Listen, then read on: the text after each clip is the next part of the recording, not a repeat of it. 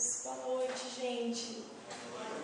Eu penso que eu vou acabar me acostumando, mas eu acabo ficando cada vez mais nervosa. Ai, Deus é bom. Amém. O tema de hoje é pessoas boas, obrigada, Ju, ou novas criaturas.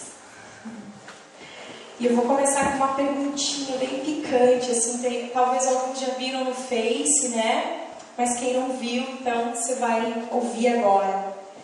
Se o cristianismo é verdadeiro, por que nem todos os cristãos são pessoas evidentemente melhores do que os não cristãos?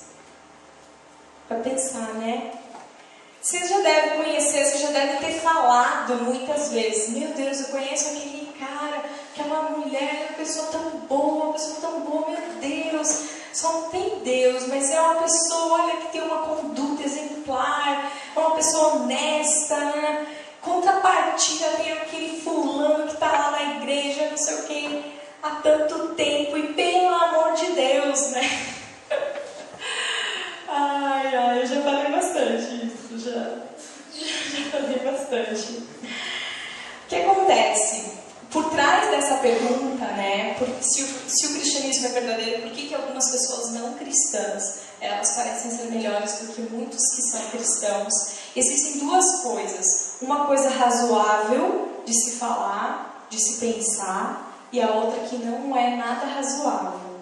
A primeira é o seguinte: se a conversão ao cristianismo não produzir nenhuma melhora nas nossas ações externas, no nosso comportamento, se aquele homem continua sendo tão avarento quanto ele era, tão rancoroso, tão ambicioso, tão invejoso, tão snob como ele era antes de conhecer Cristo, realmente deve-se parar para pensar se realmente houve uma conversão genuína, ou se ela não foi mais imaginária do que real, né? Porque bons sentimentos, boas ideias e um desejo de se aproximar mais, um interesse maior por uma religião, queridos, não significa nada se não melhorarmos o nosso comportamento externo, né? Por quê? Porque o fato de eu me sentir melhor, mas eu vou lá, a pessoa não muda, né? É tão bom, a gente canta, parece que a gente vai voar. Então, essa coisa de voar, cada vez que eu tô perguntando assim, como é que foi o louvor, eu quase voei. Tipo, feio, isso aí. Essa questão de você apenas se sentir melhor, ela não quer dizer nada. Porque uma pessoa, ela pode estar se sentindo melhor e não quer dizer que ela não esteja com uma doença grave, né? Ela pode estar se sentindo melhor, mas ela ainda está com a doença. Então, apenas bons sentimentos, eles não significam nada. Eles precisam ser acompanhados de uma mudança de comportamento, né? Nesse sentido, o mundo exterior, eles têm toda a razão de julgar o cristianismo, né, pelos resultados. O próprio Cristo nos falou assim, que a gente conheceria a árvore pelos frutos, não é verdade? Então, nesse sentido, é real, né? A gente pode julgar.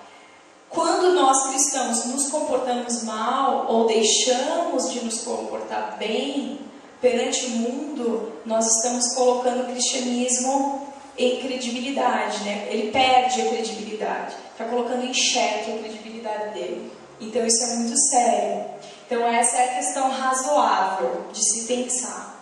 Agora vamos pensar na que não é razoável, que não é lógica, na que não é aceita, que não faz sentido. O que acontece? Quando essa é a forma como o mundo exige resultados, né?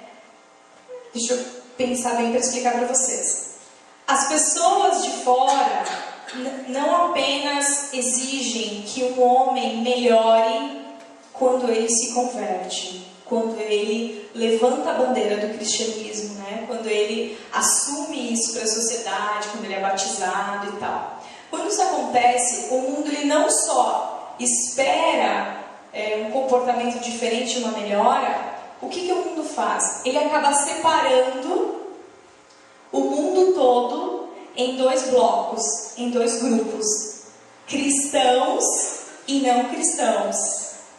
E aí, ele exige que em todas as situações, em todos os lugares, as pessoas, todas as pessoas que fazem parte desse grupo dos cristãos, acabem sempre se comportando melhor do que aqueles que não são cristãos. E isso não pode ser feito. Por que não pode ser feito? Primeiro, porque a situação real do mundo, ela não é assim nitidamente dividida, né? Esses dois grupos, eles não existem assim, pessoas que são 100% cristãos e pessoas que são 100% não cristãs. Isso não existe. Existem vários grupos de pessoas. Pessoas que se intitulam cristãs, mas que infelizmente ao pouco estão deixando de ser cristãs. Isso a gente vê na televisão, vê em programas. Elas levantam a bandeira do cristianismo, mas elas estão deixando de ser cristãs. Por outro lado, existem pessoas que, embora elas não se intitulem, elas estão se tornando cristãs, né? Mas não é algo claro, simplesmente existem esses dois blocos. Isso não acontece. Vocês estão entendendo? Estão conseguindo? É complexo, estou tentando explicar, mas vocês são super inteligentes, vocês vão pegar. Então, queridos, eu estou querendo dizer para vocês que é meio inútil tentar julgar e comparar os cristãos e os não cristãos, separando eles em grupos, tá? Você pode comparar outras coisas em grupos. Você pode comparar gato e cachorro, homem e mulher. Por quê? Porque a gente sabe exatamente o que cada um deles é. E porque não existe gato que vai se transformando em cachorro e nem cachorro que vai se transformando em gato. Isso não acontece nem lentamente e nem de súbito. Então você pode comparar um grupo com o outro. Mas com pessoas não é assim. Nós somos seres únicos, cada um com a sua história. Então, esse é o primeiro, né? Por que a gente não pode rotular assim? Quando nós comparamos os cristãos em geral e os cristãos e os não cristãos em geral também, muitas vezes nós não pensamos em pessoas reais que nós conhecemos. Nós pensamos em ideias que foram incutidas na nossa cabeça do que é um cristão e do que é um não cristão, né? Mas é uma coisa vaga, não é uma coisa concreta, tá? Mas vamos dizer que vamos dizer que a gente conhece essas pessoas. Vamos dizer assim que você conhece lá do teu bairro, da tua vizinhança. Tem um ateu que é super gente boa, possui um ótimo comportamento, e tem um cristão que não é lá aquelas coisas, né? Um cristão mau, digamos assim. Vamos conceber essa hipótese. Mesmo quando isso acontece, você tem que cuidar para não fazer a pergunta errada. Porque assim, a pergunta errada é: por que fulano que se diz cristão não é uma pessoa tão boa quanto aquele que não quer saber de Deus? Tá? Isso não pode ser abordado dessa forma. Por quê? Deixa eu explicar. Se o cristianismo é verdadeiro, queridos, e nós cremos, todos nós cremos que sim, né? É necessário que todo aquele que se tornar cristão seja melhor do que ele seria se ele não tivesse se tornado cristão. Então, quando nós passamos a levantar a bandeira do cristianismo, necessariamente nós temos que apresentar uma melhora. Mas, pegar esse gancho, né? Mas, vamos pegar um exemplo aqui. Digamos que tenha uma propaganda de um creme dental. Ah, se você usar esse creme dental, os seus dentes vão ficar melhores e tudo mais. Então, todo mundo que usar aquele creme dental vai ficar com os dentes ótimos, vai ficar com os dentes melhores. O fato de eu usar esse creme dental não significa, por exemplo, que pelo fato de eu ter herdado dentes não tão bons dos meus pais, da minha genética, eu vá ficar com os meus dentes melhores do que os dentes de um africano que nunca usou creme dental na vida. Está entendendo? Então, isso não quer dizer que a propaganda do creme dental seja falsa. Ela melhora, né? Mas ainda assim vai ter gente que nunca usou ela que vai ter os dentes melhores que os meus. Estão entendendo? Ok. Amém. Todo mundo muito atento. Aí o seguinte, falando do homem agora. Se nós pegarmos a dona Joana, não tem nenhuma Joana aqui, né? Eu tentei pegar nomes que não tinha ninguém na igreja. Então, digamos que tem a dona Joana e o seu José, tá? A dona Joana, ela é cristã, mas ela tem um temperamento difícil, né? Ela às vezes pode ter a língua mais maldosa e tal. E o seu José não, ele é super bem-quisto, não fala mal de ninguém, cara camarada, sempre pode contar com ele. Ok, pegamos esses dois personagens, só que este fato deles serem assim, por si só, não diz se o cristianismo funciona ou não. Você tem que perguntar, como seria a vida da dona Joana se ela não conhecesse o Senhor? Ou quão pior seria a vida dela, né? E aí você pode perguntar também, cara, o que Deus faria na vida do seu José se ele conhecesse o Senhor? Amém? Estão compreendendo? Eu já conto para vocês por que eu estou contando isso tudo, tá? Devido a causas naturais, a forma como eles foram criados, esses dois, tanto a dona Joana quanto o seu José, eles possuem temperamentos bem diferentes, né? O que o cristianismo propõe é colocar ambos os temperamentos sob uma nova direção, sob a direção do Espírito Santo. E isso só vai acontecer à medida que eles permitirem, não é mesmo? Agora o seguinte, imagine que cada um de nós seja uma empresa. E aí a gente vai estar colocando o Senhor na direção dessa empresa. Se nós deixarmos Ele assumir o controle, avaliar o cristianismo na vida de uma pessoa é avaliar a administração deste administrador com relação a essa empresa. Então, por exemplo, todo mundo sabe que vai ser muito mais fácil administrar uma empresa que esteja no estado do seu José, que é super querido, super bem-quisto, tem um temperamento tranquilo, do que administrar a empresa que é a vida da dona Joana, que nasceu numa casa conturbada, uma família difícil, sofreu traumas, mas o Senhor vai administrar os dois, amém? Mas vocês conseguem entender a diferença em se administrar uma vida e se administrar outra, né? A questão é a seguinte: para eu julgar a administração dessa fábrica, você não pode apenas observar o produto, né, o resultado. Você tem que observar o que o administrador fez com o maquinário que ele tinha disponível. O que ele tinha para trabalhar. Então, quando nós paramos para observar isso, talvez a gente vá perceber, se nós conhecêssemos o maquinário de um e de outro, chegássemos à conclusão de que é praticamente um milagre uma fábrica produzir alguma coisa com o maquinário que tem.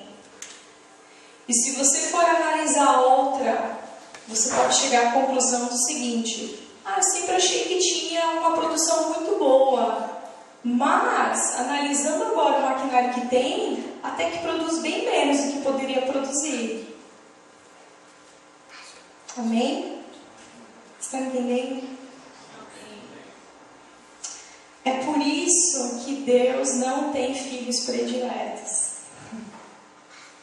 Ele conhece a estrutura de cada um de nós. Ele conhece as células, as moléculas, a fisiologia do teu cérebro, a tua condição psicológica, a tua hereditariedade, as tuas histórias de vida, os teus traumas, aquilo que te alegra, aquilo que te fere. Ele conhece cada detalhe. Por isso que Ele não puxa sardinha para quem é mais queridinho, para quem é mais extrovertido. Não, Ele não tem favoritos, né? A gente sempre diz que tem filhos que preferem passar mais tempo com o pai, né? Mas o pai não tem filhos favoritos. Mas porque Ele conhece cada um de nós, como nós realmente somos internamente. Aí, queridos, vamos nos aprofundar um pouco mais nisso ainda. Sabendo que, à medida que a dona Joana deixar, né, Deus vai instalar novas máquinas e fazer o que precisa com ela. Então ela pode realmente passar a ser uma pessoa boa, né? Sabemos que isso vai acontecer. Mas, se nós parássemos por aí, ficaria a impressão assim, de que a única coisa que Cristo queria era transformar a dona Joana em alguém legal ao nível do seu José. Como se tivesse tudo bem com ele, né? Como se o cristianismo fosse algo assim que os mal-humorados necessitassem e os simpáticos e queridos poderiam se dar ao luxo de não precisar dele. Como se tudo que Deus exigisse de nós fosse trazer à tona ou fosse criar uma bondade natural. Mas isso é um engano, isso é um erro, e é um erro bem perigoso, porque aos olhos do Senhor, tanto a dona Joana quanto o seu José, que é um cara bem gente boa, precisam ser salvos, precisam ser resgatados, né? Então é o seguinte, nós vemos as pessoas de uma perspectiva muito limitada, muito rasa, bem diferente da forma como Deus vê, né? Ele sabe de cada característica que Ele depositou em nós. Quando Ele estava formando, quando nós fomos crescendo, desenvolvendo, Deus sabe, Deus conhece. A bondade natural do seu José, ela foi um dom de Deus. Ela veio através do Senhor. E se ele optar por não reconhecer isso, o fim dele vai ser muito mais trágico que o da dona Joana, né? A gente tem falado de se deixar o Senhor trabalhar. Enfim, a pergunta é o seguinte: será que... Eu queria só retomar uma coisinha com vocês aqui que eu acabei perdendo. No seu tempo, ele pretende endireitar as coisas erradas na vida da dona Joana. Aqui que eu quero me ater um pouquinho, queridos. Porque às vezes o que nós vemos é um nervosismo à flor da pele, ou um mau humor, alguma coisa assim. E à medida que ela for deixando, o Senhor quer endireitar isso. Mas o que eu quero deixar claro para vocês é o seguinte: isso não é o que mais preocupa o Senhor. Isso não é o mais importante. O mais importante, onde o Senhor quer conduzir tanto um quanto o outro, é se os dois estarão dispostos a render a sua natureza ao Senhor. Se eles darão o comando da sua natureza para o Senhor. Essa é a questão principal. E assim, é claro que uma natureza má, ela é ruim, e uma natureza boa, ela é muito boa, né? O Senhor criou ambos, o Senhor criou os nervos bons e o temperamento bom do seu José. Aliás, nós sabemos que Deus não tem dificuldade nenhuma para criar coisas boas, mas quando se trata em converter vontades rebeldes, isso lhe custou a crucificação, né? Isso é mais difícil. E como se tratam de vontades, as pessoas podem, tanto as boas como as malvadas, recusar o pedido que o Senhor coloca para nós e nos rendermos totalmente a Ele. Então, tanto uma pessoa quanto a outra, ela pode se negar. Por isso que nós não devemos nos surpreender se encontrarmos entre os cristãos mais pessoas más do que boazinhas. Porque geralmente as más reconhecem a sua necessidade, a sua debilidade, a sua carência de uma ajuda, né? E o número, e foi bem por isso que as pessoas sempre se queixavam de Cristo durante a vida terrena dele, né? Porque ele atraía essas pessoas desagradáveis, essas pessoas problemáticas, essas pessoas esquisitas, ele atraía.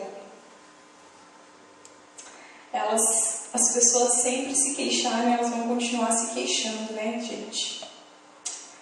Cristo disse o seguinte: bem-aventurados os pobres de espírito. Isso está lá em Mateus 5,3.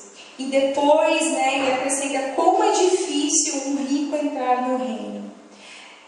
Ele não estava falando só da questão econômica, né? Todo mundo já sabe, já ouviu a respeito disso, que pobres são aqueles que reconhecem a sua condição, a sua necessidade, que precisam de ajuda. E um dos problemas de ter muito dinheiro é que você começa a ficar satisfeito com o tipo de felicidade que o dinheiro te dá e acha que você não precisa de mais nada, né? Quando na verdade você depende totalmente do Senhor. E se nós pararmos para pensar nisso, né? Poxa, só essa revelação que o Senhor deu ali, como é difícil que um rico entre no reino dos céus. Então, se a gente parar para pensar nisso, o quanto eles precisam das nossas orações, né? O quanto nós precisamos interceder por eles. Fiquei pensando nisso quando estava escrevendo. Além disso, queridos, não só quem tem dinheiro, mas os dons naturais, eles também levam... Tem esse perigo semelhante, né? Da pessoa, por exemplo, que é super saudável, tem uma inteligência legal, é popular, é super criativa e tal. É muito provável que essa pessoa fique tão satisfeita com o caráter, com os dons que ela tem, que ela possa se perguntar assim, mas para que Deus, né? Já estou tão bem.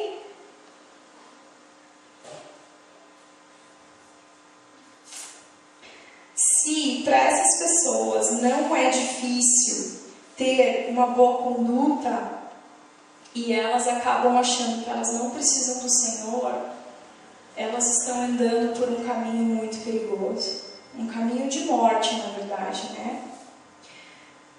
Que é muito diferente das pessoas que reconhecem a situação, que reconhecem a sua condição.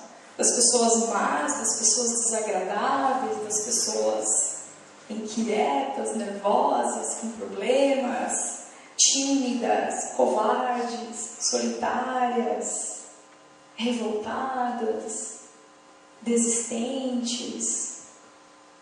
Por quê? Quando elas fazem qualquer tentativa em direção a ser uma pessoa boa, em poucos minutos elas reconhecem o quanto elas precisam do Senhor, o quanto o Senhor precisa agir na vida delas. E elas são o bando de esfarrapados, né, com os quais o Senhor caminhava. E os fariseus, eles diziam e ainda dizem, né, se o cristianismo fosse algo sério, essas pessoas não seriam cristãs. Olha lá, aqueles lá que se diz cristão, aquilo lá é cristão, aquilo lá. Com relação relação a esse assunto, eu quero ler um parágrafo bem legal que o C.S. Lewis escreveu a respeito disso. Ele diz assim: há aí uma advertência, uma palavra de encorajamento para cada um de nós. Se você é uma pessoa boa, se a virtude para você é algo fácil, cuidado. Muito se espera daquele a quem muito se deu. Se você atribuiu aos seus próprios méritos aquilo que na verdade foi uma dádiva que Deus lhe concedeu pela natureza e se contenta com o simples fato de ser bom, você ainda não passa de um rebelde. O diabo já foi um arcanjo. Os dons naturais dele estavam tão acima dos seus quanto os seus estão acima de um chimpanzé. É muito forte, né? Ele está falando assim, que não tem motivo para a gente se gabar, se inflar por dons, facilidades, características que recebemos do Senhor.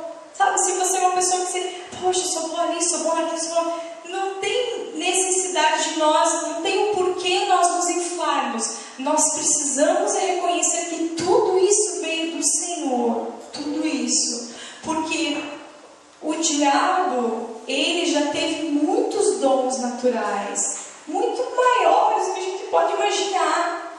Mas um dia ele achou que ele não precisava do Senhor. Ele achou que não precisava de Deus, né? Ele achou tão especial. E aí ele acabou se transformando. Que o Senhor nos livre disso, né? Que nós possamos sempre reconhecer que cada detalhe legal que a gente veja na nossa vida, que a gente ofereça de volta. Porque, queridos, tudo que nós oferecermos, né? Senhor, eu vejo uma bondade em mim e eu ofereço para ti porque eu sei que é tua, Senhor. Aí é que o Senhor me torna boa, né? Aí que o Senhor, aquilo que eu tinha não era meu, né? Mas quando eu ofereci para o Senhor, Ele acaba nos dando, né? Tudo que nós retermos, um dia nós perderemos. E tudo que nós entregarmos ao Senhor, Ele vai nos dando mais. Ele vai nos abençoando. E eu queria falar com aqueles que, se você é um desses com maior dificuldade, né? Que foi criado numa casa cheia de ciúmes ou cheias de briga, se você ainda é inseguro pelas tantas necessidades que você passou na infância, ou se na sua criação sobrou trabalho, né? E faltou amor, ou faltou uma pureza, se você foi espezinhado por um complexo de inferioridade, por comparações injustas, que faz com que você tenha reações que você se envergonha, reações que você, meu Deus, por que eu não soube lidar com aquilo? Eu quero dizer para você, não se desespere. Ele está bem ciente de tudo isso. Você é um daqueles pobres que Ele abençoou, que Ele chamou de bem-aventurado. Ele conhece a máquina ruim que você tenta dirigir todos os dias. Um dia, queridos, Ele vai jogar essa máquina fora. E aí nós receberemos uma nova. E quando nós recebermos uma nova, nós teremos muitas surpresas. Surpreenderemos a muitos e a nós mesmos, né? Porque a gente vai ver que nós aprendemos a dirigir numa máquina muito ruim. E o que nós aprendemos a fazer com ela. Então, a Bíblia diz que alguns dos últimos serão os primeiros. E alguns dos primeiros serão os últimos. Ser privilegiados por uma boa criação, ter uma bondade natural, uma personalidade sadia é uma bênção. É uma bênção. E com tudo que se dispõe para a gente, nós possamos usar da saúde, da educação, de tudo, para que nós possamos criar pessoas cada vez que cresçam, cada vez melhores, né? Que sejam pessoas cada vez mais boas, digamos assim, melhores. Mas nós não podemos achar que essa bondade é suficiente para salvar as almas delas. Amém? Nós não podemos produzir um bando de pessoas boazinhas, satisfeitas com sua própria bondade, cegas para tudo, olhando para longe do Senhor, longe de Deus, longe do Senhor. Porque esse mundo estaria tão necessitado de Deus quanto um mundo cheio de infelicidade. E talvez este, cheio de pessoas boazinhas, seja até mais difícil de ser salvo, né? Nós precisamos lembrar que Deus deseja muito mais que uma simples melhora nas nossas vidas. Cristo morreu para que as criaturas se tornassem filhos e não apenas homens melhores. Isso se chama redenção. Redenção. O grande desafio do cristianismo, queridos, é nos revestir de Cristo. Que a gente se revista do Senhor. Isso é gradual, contínuo, no ritmo de cada um. De cada um. Cada um tem um ritmo, cada um tem um passo. O que é fácil para mim pode não ser fácil para você. O que eu tiro de letra para você pode levar muito tempo. E aí eu digo, como nós precisamos de mais amor, de mais paciência, de mais longanimidade, de mais compreensão, de mais perdão. A gente precisa ajustar as nossas expectativas, né? Com os irmãos que nos cercam, com quem está perto de nós, porque para a gente se tornar pessoas mais toleráveis, mais amáveis, né, queridos? Isso é que Deus estava falando muito forte no meu coração quando eu estava preparando essa palavra. Que o Senhor nos transforme em pessoas mais compreensivas com os nossos irmãos. Porque se o nosso alvo é Cristo, vamos olhar para Cristo, né?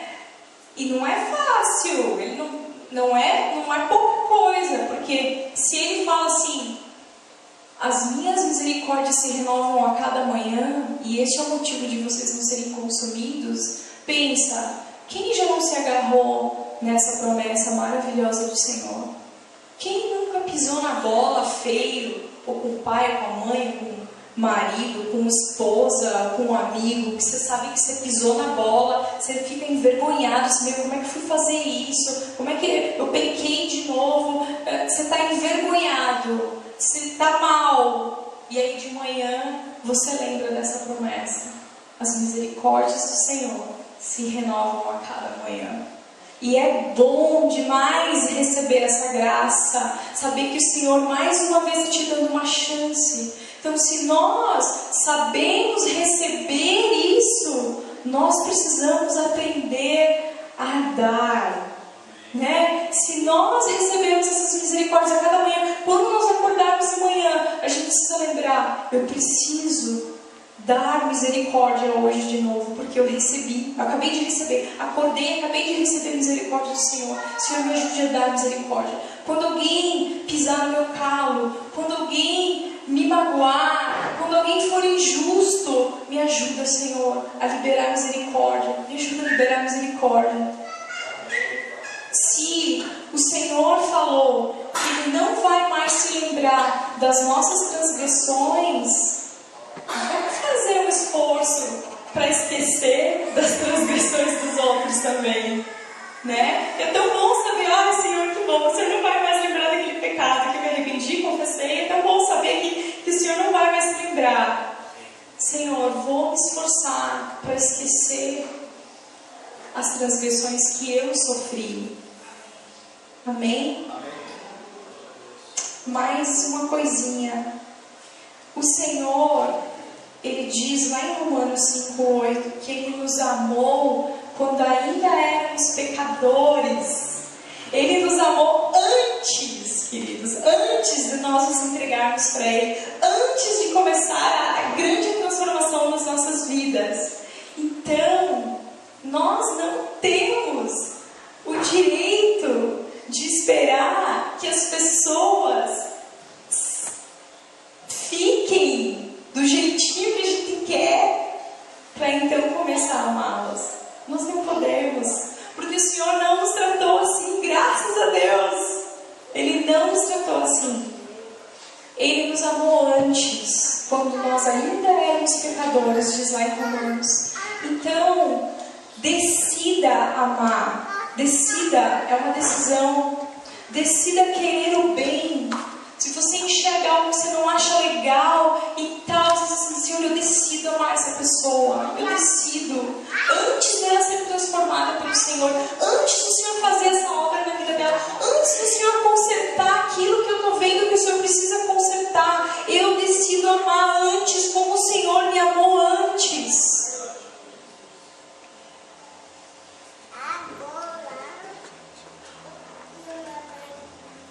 E não sei porquê, mas quando eu estava preparando isso, o Senhor falou algo no meu coração também com relação aos líderes, com relação a quem está mais em evidência, quem está assim na liderança de algum ministério, aos pastores. O Senhor me falou o seguinte, queridos: essas pessoas, a Bíblia diz, né, que eles serão julgados com maior rigor.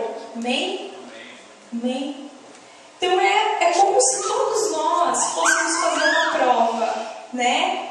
E aí, não sei por que passa na cabeça de alguns que dizem: Senhor, eu quero uma prova mais difícil. Ai, ai, ai. Né? Essa é difícil, eu quero uma. Essa é básica, me dá uma avançada aí. O nosso desejo sincero do nosso coração é estarmos intercedendo, orando para que essas pessoas alcancem a graça de conseguir concluir essas provas com êxito. Porque assim, queridos, assistindo Forrest Gump esses dias com o Edu, muito legal, uma coisa me chamou a atenção, que numa guerra, quando eles estão lá na guerra, né, ele chega para um, sei lá, tenente, ele fala: não me chama de tenente aqui, a gente está no campo. Ele foi bater com o tenente e falou: não faz isso, cara, a gente está no campo aqui de guerra. Tudo que o inimigo quer é matar quem está no comando, é matar os líderes, ele quer matar os tenentes, os sargentos, porque o resto da tropa se perde. Então eu queria dizer para vocês que quem está no comando, eles são muito mais visados pelo inimigo. E como no filme eu vi assim que eles se camuflavam no meio dos soldados, né? Os soldados davam cobertura, protegendo. Eles são alvos, qualquer líder é alvo de um ataque muito mais ferrenho. Então, que nós possamos nos acordar para isso e estar cobrindo de oração, de bênção, profetizando coisas boas para a nossa própria proteção. Amém? Vocês conseguem entender que é para a nossa própria proteção? Né? Amém, queridos. Eu queria fazer uma oração em duas situações. Eu queria falar um pouquinho com essas pessoas que talvez você se ache uma pessoa boa, talvez você pense assim: eu me dou com um monte de gente, não tem problema, eu tenho muitas amizades, eu não sinto essa questão de que eu realmente preciso do Senhor. Eu queria estar orando por essas pessoas.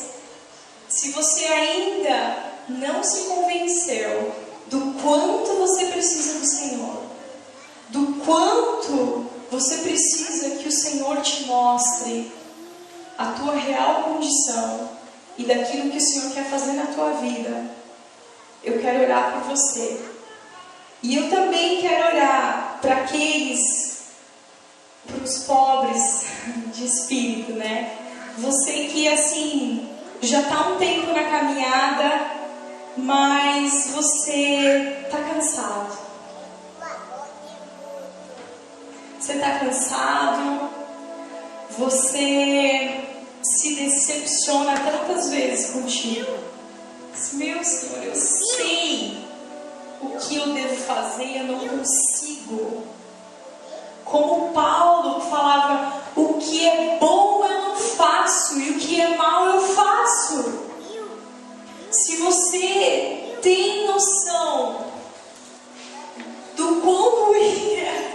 máquina. E você diz: Senhor, só o Senhor. Só o Senhor para isso aqui produzir alguma coisa boa.